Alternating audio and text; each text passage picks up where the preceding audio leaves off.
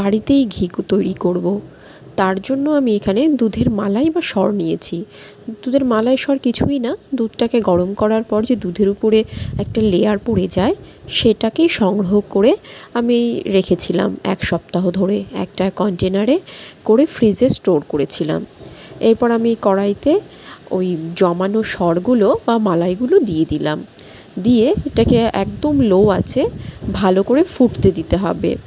ফুটতে ফুটতেই দেখা যাবে যে 4 থেকে 5 মিনিট নাড়াচাড়া করার পরে এরকম আস্তে আস্তে তেল ছাড়তে শুরু করেছে।